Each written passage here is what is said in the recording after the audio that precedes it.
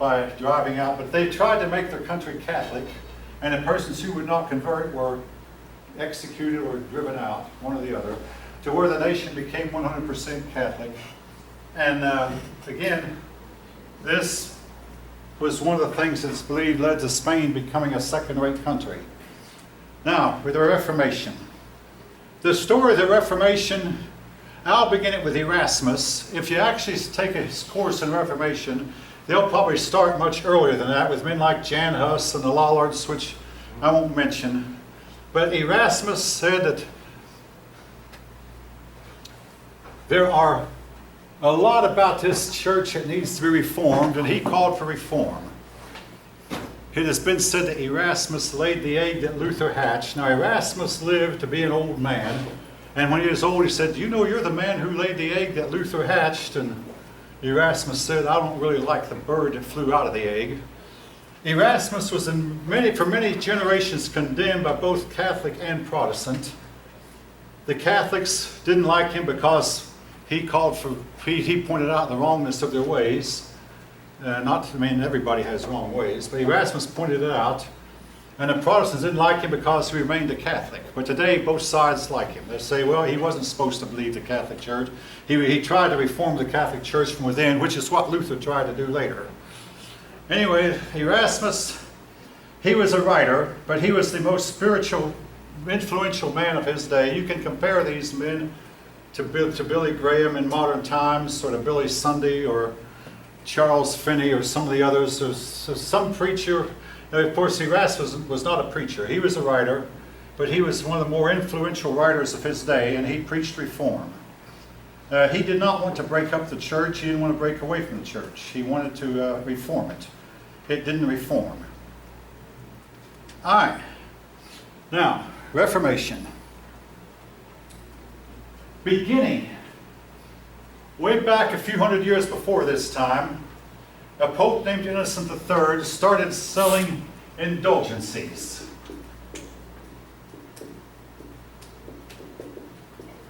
Now, folk, I can never talk about indulgencies without blushing. In a minute, you might know why. But essentially, now, indulgencies was where you could buy forgiveness for sins. So if you wanted to commit a certain sin, you would go to the priest, and you'd tell the priest what sin you want to commit. And then you and a priest would haggle over the price, how much you paid, depending on how much money the priest thought he could get out of you. Once you'd agree on the price, you paid the money, and the priest wrote you out a bill of indulgencies. And once you were properly forgiven of the sin you wanted to commit, both you and the priest knew you were going to go out and at least try to commit the sin you had just purchased forgiveness for. Now, maybe you've had no theological training, but if you think something is wrong with the theology, today we all do, both sides, Catholic and Protestant alike. Now, I want to say up front, for those of you who might be Catholic, even the Catholics will say that Martin Luther was right. I had a Catholic man loan me a DVD one time which I watched, and they said, these Catholic men said, Luther was our boy, Luther was right. He started out, Luther was one of their men. And even the Catholic will tell you that the sale of indulgences was wrong. This was not the only problem. The clergy of that day were just completely indifferent to the spiritual needs of the people, and this was strongly exemplified with Martin Luther. Martin Luther grew up. On the outside, he appeared calm. Inside, he was very troubled. He feared purgatory. He feared rejection by God. He confessed his sins a lot, and one time spent 6 hours confessing to a priest, confessing sins. He was afraid of hellfire. And it didn't seem like he could find any relief or any satisfaction. One day, he was walking along, and a thunderstorm came up, and he did what I hope none of you will do in a thunderstorm. He had got under a tree. He was not hit by lightning, but he could have been. But he got under a tree and he prayed St. Anne. Now, he prayed to St. Anne, the mother of Mary, because he didn't feel like he was good enough to pray to Jesus, and he certainly didn't feel like he was good enough to pray to Mary. So he thought, maybe Anne will take the time to hear me if she's not as busy as Mary and Jesus are. I mean, this was his theology, now you understand. So he prayed to St. Anne, if you'll let me survive this, I'll become a monk. He survived it. He became a monk. At the monastery, he was always confessing. He was always doing the dirty jobs, cleaning the latrines, all in an attempt to somehow cleanse his soul, which never felt cleansed. Again, we could spend a lot of time. There have been many a book written about Martin Luther. But in his reading, he finally came to the conclusion that the way he had been living was in fact wrong. But he read Romans 1:17, and this is repeated several times in the Bible, the just shall live by faith. And he said, hey, I'm not to live like a fearful person. I'm to believe, just believe, accept salvation by faith alone. When he did that, his whole life was changed. Then he began to preach. He got his doctorate degree. He became a college teacher. But he published, one day he went to a church, and this church still stands, and he wrote 95 areas where he disagreed with the Pope. Some of them had to do with the sale of indulgences. Now, I want to say this much about the sale of indulgences. It had been going on for hundreds of years, and the St. Peter's was built from money collected from the sale of indulgences. The Pope got a lot of revenue from this, and they were really reluctant to give it up. But more and more persons were turning against it. And Martin Luther got a big audience, but he finally went to a church and wrote on a wall 95 areas where he disagreed with the Pope. About this time, an invention that had been, it was invented by the Chinese but came to Europe, called the printing press. The printing press was used to get Luther's ideas spread all over Europe. Now, all right, for instance, it takes 8 months for a person to copy a Bible by hand. With a printing press, they could get several men to put the type, lay out the type, and then Bibles could be made at several Bibles a day, make them just one after another, off the presses, get a whole page printed in less than a second, and another. The printing press did a lot to transform Europe. It should have transformed the Chinese, because the Chinese had been at first. But Luther's ideas were spread all over Europe, and it created a stir.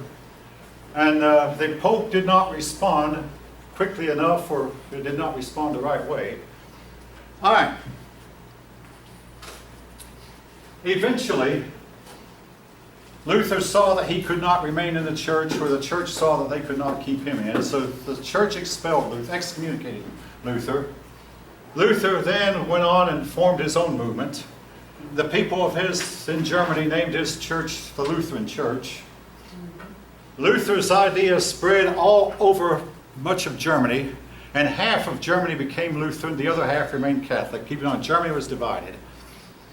But Lutheranism became the dominant religion of Scandinavia. You know, Norway, Sweden, Finland, and Denmark became Lutheran. So Luther had started a new movement that was to greatly change Europe. Well, in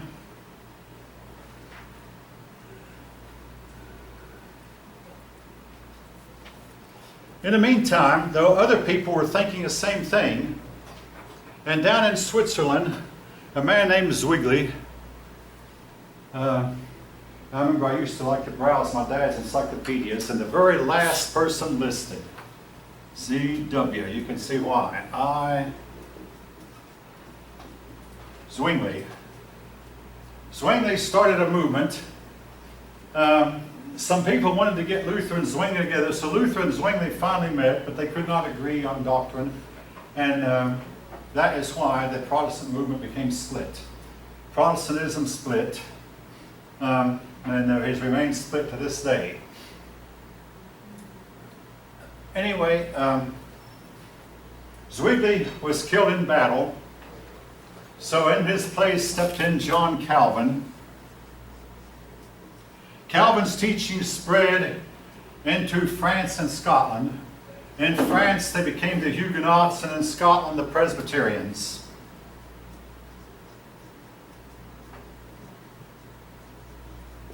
In France, the Huguenots. There are no Huguenots today. Now, there are Presbyterians today.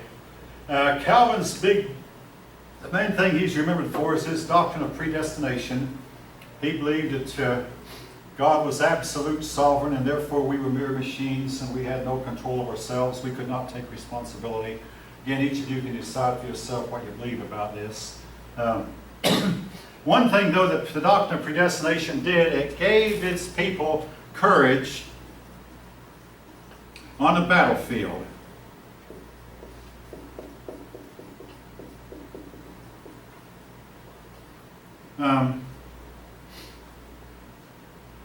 In other words, when a man went to battle, he said, I'm in God's hands, and if I live, I'm God's. If I die, I'm God, but it's He already knows whether I'm going to live or not, so I'm not going to worry about it. And during the Revolutionary War, one soldier wrote home, he said, I don't see how a person who doesn't believe in predestination can survive under these conditions. And I was in the army once myself, but I never saw combat. I often wondered, what would I do in combat? It takes a certain type of courage to face up in combat, and some people don't have it. Some people, as soon as the battle starts, they turn and run right away, many a time. It's difficult.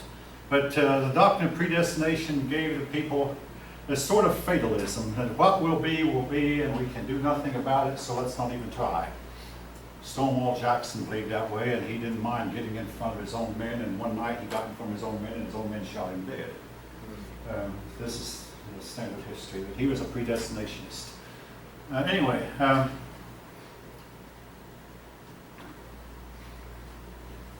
there were numerous wars that were fought over the issue of whether or not the Europe was to remain Catholic. The biggest war was called the 30 Years' War.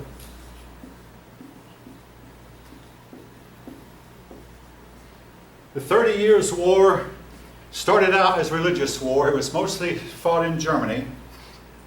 And it ended as a political war. The war was brutal, to say the least, and it really tore Germany apart, and it was to take Germany a few generations to recover. But when the war ended, some German states were still Lutheran and some were still Catholic. And finally, both sides realized we can't all be alike, we're going to have to be separate. So Western Europe became divided into Catholicism and Protestantism, and they have remained that way to this day.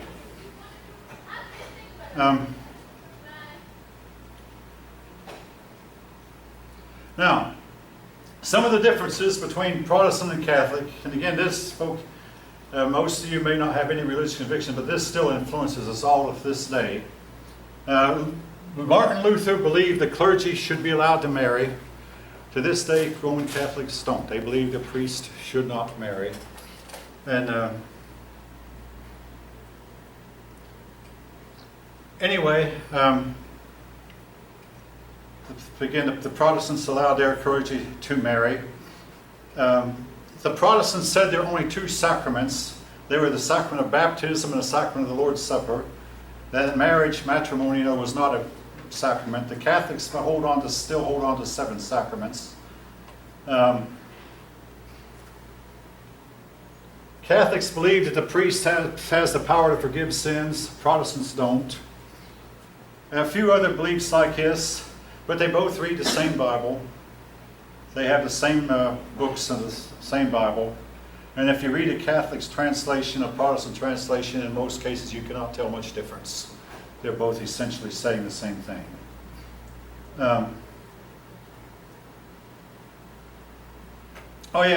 Catholics have the Mass. Protestants have the worship service. Luther completely did away with the Mass in favor of the worship service. Martin Luther himself married. He didn't marry till he was 41. He had a family. We kept up with his descendants for the first few generations, and somewhere along the way his descendants have been lost to history. Now, I always tell this story. There's a story going around. Martin Luther had bouts with depression, as do a lot of people. Martin Luther was going around the house, moping around, feeling really blue. And in walked his wife, dressed in funeral clothes. Martin Luther said, "Who died?" She said, "God died." Martin Luther, "Hey, now wait a minute, Kathy, that is blasphemy." She said, "Well, he might as well be dead the way you're acting." That snapped Martin Luther, at least for the moment, out of his depression. But he continued to have bouts with it till the day he died. But and his His last words, he was dying, and he knew he was dying. People around him knew he was dying. They asked him, Martin Luther, do you still believe what you've told us all along? His last words were, yes, I do. Again, today, if you read it, and I've read it in Catholic literature, even the Catholics will say that Luther was mostly right. The church needed reform. So the Catholic Church got together and they got some reforms up too. It's called the Counter-Reformation, the Reformation within the church. There were changes made, which Europe needed. Now,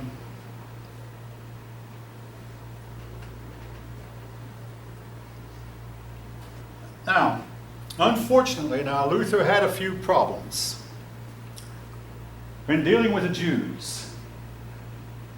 The Jews had been persecuted in Western Europe. They'd been driven out of Portugal. They'd been driven out of Spain. They were being persecuted in France. King Edward III had driven them out of England. So they congregated in Germany and in Poland and in Russia. Basically, they were being set up for the big slaughter that occurred in the 1940s during World War II, even though none of them could have known that at the time. But the Jews were congregating and collecting in Germany. And here's a part of the story I wish I didn't have to tell, but it's there. It is something my professors never told me. Martin Luther called for the extermination of Jewish leaders and the destruction of all Jewish literature and the forceful conversion of any Jew they found. He has been blamed for the Holocaust that occurred some 400 years later. I mean, folks, now, why do I say that? To say this. Anytime you start following a hero, sooner or later you're going to find that hero will betray you in one way or another. Every great person you read about has some kind of flaw.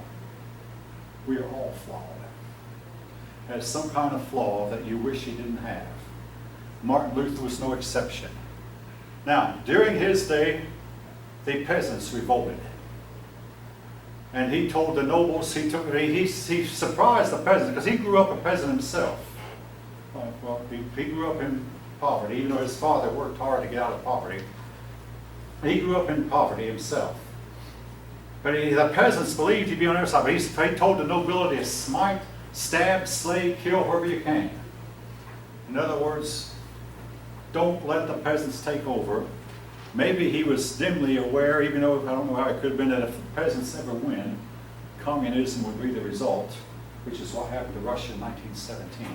And if you read Russian history, they put down revolt after revolt after revolt. The Tsars always won, and when the Tsars lost, oh my. But anyway, Martin Luther sided with the nobility against the peasants and turned a lot of people against him. All right.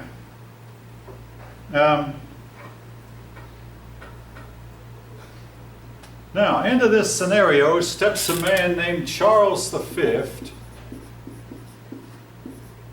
Charles V was Holy Roman Emperor. Now, the Holy Roman Empire was neither holy nor Roman nor an empire, but nevertheless, if you study history, you'll see that title. The Holy Roman Emperor was elected by electors. You might say electoral college. And they almost never elected the son. Or they didn't want it to be a hereditary title.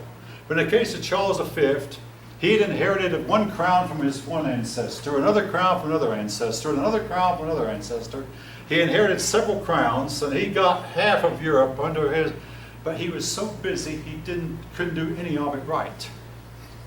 He was very, very busy, and everything, it seemed, went wrong for him. Here he was the most powerful man in Europe. During his time, Luther started the Protestant Reformation, and Charles V could do nothing to stop it.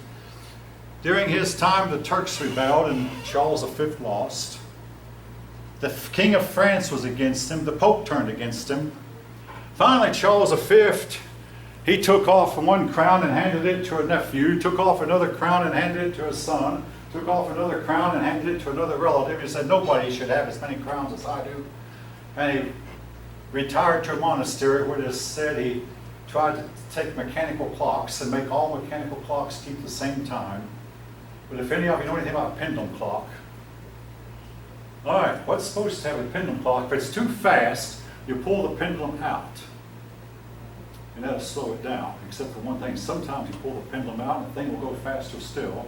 Sometimes you push the pendulum in and the thing will go slower. I mean, pushing the pendulum up, how many of you know what I'm talking about now? You don't? Pendulum clocks swing like it. The weight sets the speed on them, but you can never get them to keep the right time. You have to set the things every day.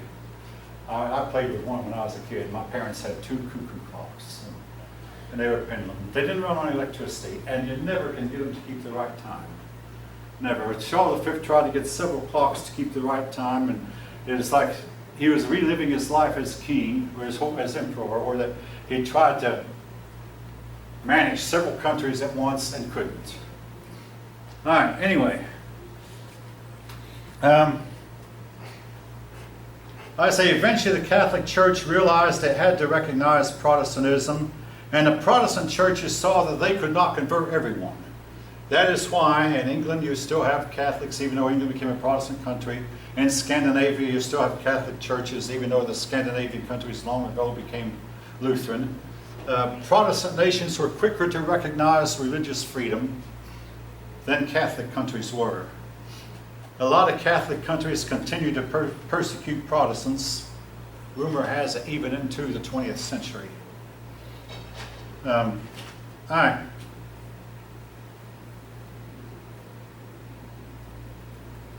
Now, England.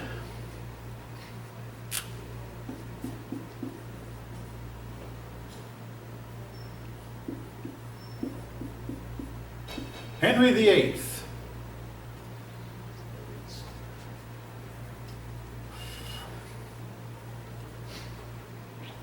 Henry VIII started out Catholic. His father, okay, backing up a little bit. After England had fought the 100 Years' War and lost it, the English people had a long civil war called the Wars of Roses, where the 2 houses, royal houses, fought for control of the throne. It ended up with neither house getting the throne. An outsider came in, a man who had never been to England named Henry VII. He took the throne. Henry VII claimed he was descended from King Arthur, so he had a son whom he called Arthur, and this Arthur was going to be Arthur II. Now, you know, maybe you've all heard the story of Arthur and Lancelot and Guinevere and Knights of Round Table. Arthur was to be Arthur II, and Henry VII, all right, let's see, draw it up here. Henry VII had a son named Arthur, and Arthur married Catherine, who was very closely related to Charles V. Maybe his sister or something, very, very closely related to Charles V. So Arthur married Catherine, except for one thing. Arthur died shortly after the marriage. So then Henry VII, not giving up, he had another son named Henry, whom he married off to Catherine. I mean, well, let's see, Henry VIII. He married her to Catherine also. Now, there was a few problems with this marriage. Number one, the Catholic Church forbade a man to marry his brother's wife. But then again, Henry VII got an indulgency, and that gave Henry VIII permission, because Henry VII really wanted Catherine to be his daughter-in-law, because Catherine was related to the most powerful family in all of Europe. There was another problem. Henry VIII was only a boy of 10 when he was engaged to Catherine, who was about 26 at the time, 16 years difference in age. Needless to say, when Henry grew up and actually married Catherine, she looked like an old woman to him. But this was what the nobility oftentimes had to endure. Henry VIII had a daughter named Mary, who grew up to become Queen of England later. But anyway, Henry VII died, Henry VIII became king, and Catherine of Aragon became the queen. All right. One of Catherine's ladies-in-waiting was a woman whom Henry VIII decided he was in love with. Well, Henry VIII wrote a letter to the Pope of the day. He said, Your Holiness, I feel like I'm living in sin with my wife Catherine. After all, she was once my brother's wife, and on grounds of consanguinity, that means you married someone through code. On grounds of consanguinity, I feel like that I should be allowed to divorce my wife Catherine. Ordinarily, the Pope might have granted it. I mean, normally, this was a different Pope than the Pope who had given permission for them to marry. I mean, most popes were up in years, and most popes only lasted 3, 4 to 5 years. So this was a different Pope. But Catherine was closely related to Charles V, whom the Pope did not really want to alienate any further. So the Pope wrote back to Henry VIII, request denied. So Henry VIII went to his Archbishop of Canterbury and said to his Archbishop, will you grant me the divorce? The Archbishop did. Basically, Henry VIII then set himself up as head of the Church of England. He took over all the Catholic property and made Catholicism illegal, which he should not have done, but nevertheless, he did. And with this act, England became a Protestant country. Catherine set up a home there in London, and she was visited by people, and all of Europe felt sympathy for her. Her problems were not her fault. She was a victim of circumstance. Henry VIII, he and his new wife had their baby 6 months later, and no, nobody has ever believed she was premature. Elizabeth, she became queen later herself. Well, Henry VIII then set up a new doctrine. He called it the Church of England. Today it's called the Episcopal Church or Anglican Church. With himself as the head, and to this day his descendants are head of the Church of England, or the Episcopalian Church. Now, when Henry VIII died, by the way, Henry VIII went on to marry 6 wives. As for the wife who was the mother of Elizabeth, he had her killed. He accused her of being unfaithful and had her killed. Of his 6 wives, he had 2 of them killed. No, he would not kill Catherine. I mean, she was related to Charles V. He wouldn't do that. But he killed 2 of his wives, and probably wife number 6 would have been killed, except for one thing. Henry got on his deathbed, realized he was dying. In his will, he bypassed his daughters, Mary and Elizabeth, saying Mary was illegitimate, Elizabeth was illegitimate. Bypassed him to put his son on the throne, a young boy named Edward. I won't write that name down. All right, I'm going to pause. How many of you have heard this story before? Okay, about 3 of you. Okay, good. That many, that's 3 or 4 of you heard it. Yes. Didn't he kill most of his wives under the 3 tenets that? What's that? Didn't he kill most of his wives because under the pretense that he killed they at least weren't 2 of them. giving him A male heir. Yeah, a male heir. Yeah, the main thing, when he wanted a male heir, and Catherine delivered a female. His wife number 2 delivered a female, but he eventually found a wife who delivered a male heir. With wife number 5, and he found himself impotent. Somehow they could not get along, could not. But with wife number 6, he was on the verge of getting rid of her when he got on his deathbed. 6 wives, they made a movie about 6 wives of Henry VIII. Anyway, when his son, though, he finally had a son, his son was called the Boy King, only lived to be 15 years old. He got the throne at 9. There's a famous story about it called The Prince and the Pauper, that Prince Edward went out and visited a pauper, and the 2 of them traded places. The pauper went into the palace. They both looked alike, and they were amazed how much they looked alike. So the prince they went out and became a pauper, and the pauper became a prince. This story is told. But anyway, they finally got that straightened out. But Edward was a very sickly child and died after 6 years without having growing up. When he died, Lady Jane Grey took the throne, and she lasted 9 days. They executed her, chopped her head off, and Mary took the throne. Unfortunately, Mary was determined to make the land Catholic, and she got the name Bloody Mary. 300 Protestants were executed during her reign as she tried to purge, but it didn't work. At the end of her reign, she was called Bloody Mary, by the way. So if you see Bloody Mary, you can think of her. But by the end of her reign, England was more Protestant than it had been at the beginning. Her attempts to returning to the Catholic Church, she married the King of Spain, but they couldn't have children. Today we believe, our doctors believe that they could have cured her of what they think was her problem, why she couldn't have children, but again, we don't know that for sure because we can't examine her. But she never had any children, so she died childless. So when she died, the throne went to her half-sister, Elizabeth. And that is why the present Queen of England calls herself Elizabeth II. This one was Elizabeth I. Elizabeth has been known, because some who admirers call her Good Queen Bess. Now, Elizabeth had a problem in that, the Catholic Church